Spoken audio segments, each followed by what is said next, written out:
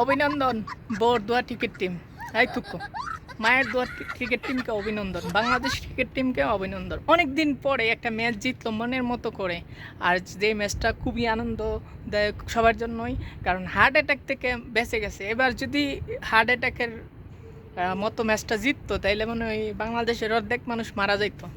তো অভিনন্দন বাংলাদেশ টিম রে, খুব ভালো খেলেছে সাকিবুল হাসান, মুস্তাফিজুর রহমান, রিশাদ হোসেন, তারপরে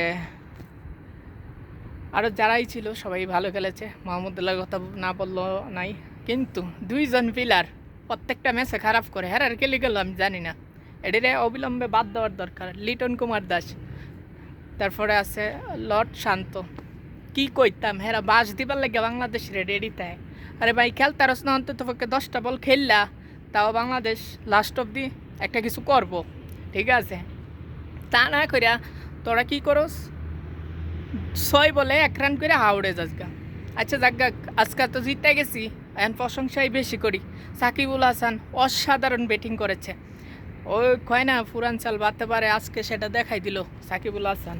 তারপরে মাহমুদুল্লাহ খুব ভালো একটা ইনিংস খেলেছিল, কিন্তু ফিনিশিংটা খুব ভালো দিয়েছিল জাকির আলী, 7 বলে 14। এই ম্যাচটা দেখা খুব ভালো লাগছে।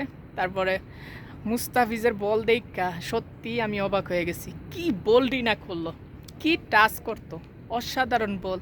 কাটার যে কয় কাটার, আমি আর কখনো কোনো বোলিংয়ের এইভাবে কাটার দেওয়া দেখি নাই। আর এইভাবে ডট বল যে করতে পারে সেটা মুস্তাফিজ ছাড়া আর কেউ দেখি নাই।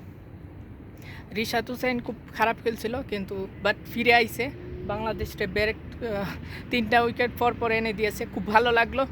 কংগ্রাচুলেশন বোর দোয়া টিকেট টিম, না মানে মায়ের দোয়া টিকেট টিম, শুভকামনা রইল। এই যে বাংলাদেশ, আমরা আবারও জিতবো, আমরা ট্রফিটা নিব, আমরা ট্রফির দাবিদার।